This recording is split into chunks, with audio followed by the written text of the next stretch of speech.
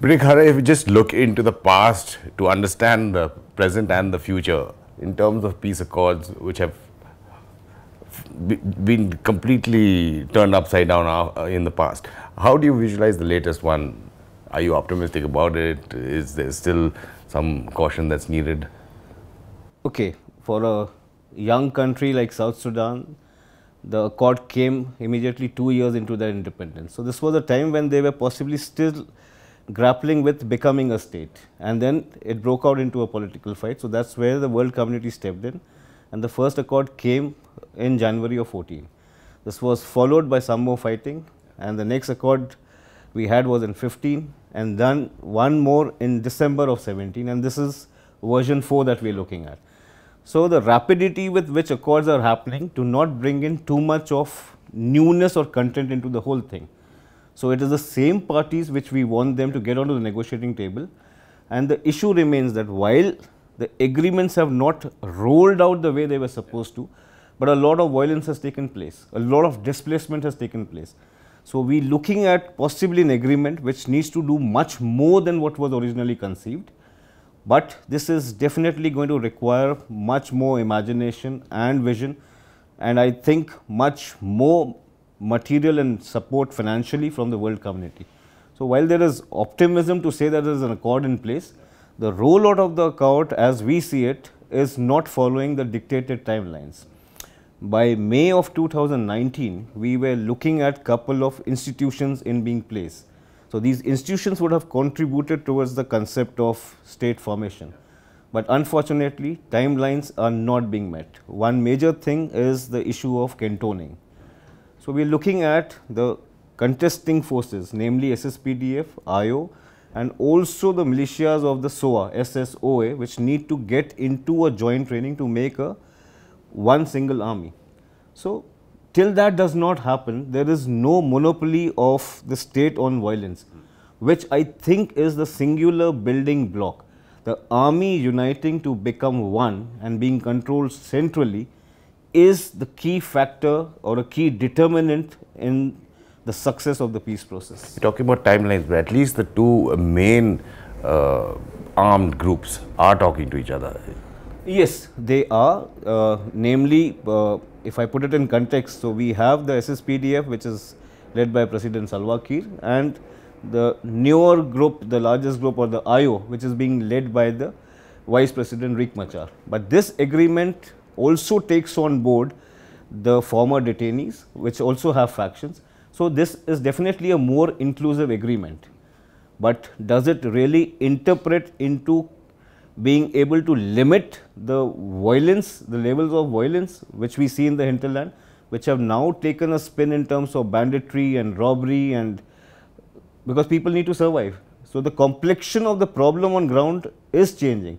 So, the timelines being met and the violence being monopolized by the state, the police coming up, army getting into cantonments, and you kicking in the disarmament and DDR processes is all the more important. That is, I think, the major building block which we are looking at.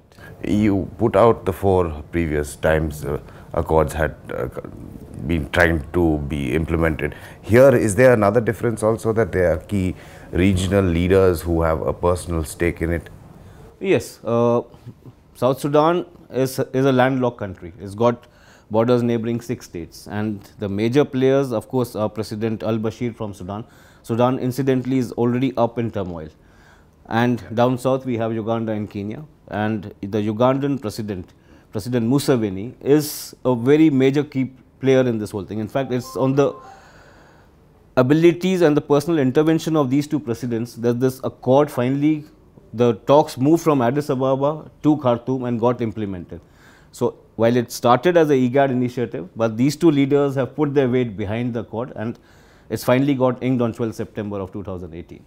Looking at the international community, specifically UNMISS, and then within that itself, the Indian battalion's roles, how do you assess both the support that's been they get from the international community, from the UN, and their own on-ground operations and Okay, so the mandate of UNMISS rests on those 4 pillars of protection of civilians, of making sure that conditions are we are able to reach out for the humanitarian aids and protecting human rights and getting the peace process going.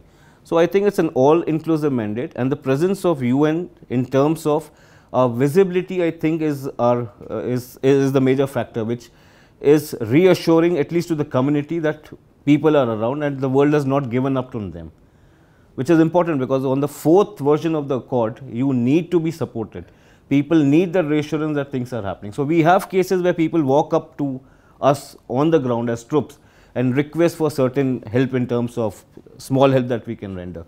And I think here is where the Indian battalions have really taken the lead in being able to reach out to people. In fact, we are the only battalion, the Indian Battalion 7 Garhwal, which has a presence in a place called Akobo, which is totally in the dominated areas by the IO, and that is the only place where we are. So this was, I think, a very well thought out strategy of showing our neutrality by being in all areas that are affected by the conflict.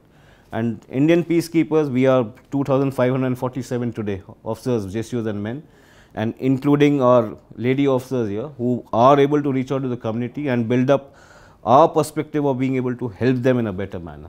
So I think we are doing a tremendous job.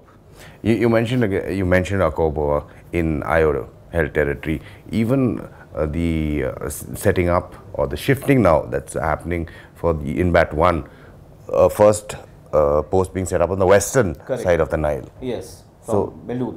So put that in context for us. Okay, see, this shifting which was something which was planned, has been slightly delayed in But the fact that they are in areas which have not been there before, except for Akobo was abandoned. Yes, absolutely. So it's the SRSG's take on the whole thing was we need to go out on a hub and spoke method. So we create hubs where the battalion headquarters are there, and our abilities to operate in company basis allows us to move out and get into areas which otherwise were unoccupied. The reason being, if we go and be in places where we are seen as peacekeepers, we are creating the conditions for people to come out from the POC camps, because today almost 2 million people are living in these 5 POC camps. So these POC camps unfortunately are both the symbols of success and failure. Footprint wise, the POC camps may not really depict that the peace is really returned, because there are still POC camps. One of the important indicators of peace is the people inside those camps coming back to the life they were used to earlier. So I think that is where reaching out and moving to new places, leaving our footprints, showing the blue helmet and our presence there is an important component of building peace here. Brigadier Khare, thank you so much for your time, sir. Thank you so much. Thanks. Thank you.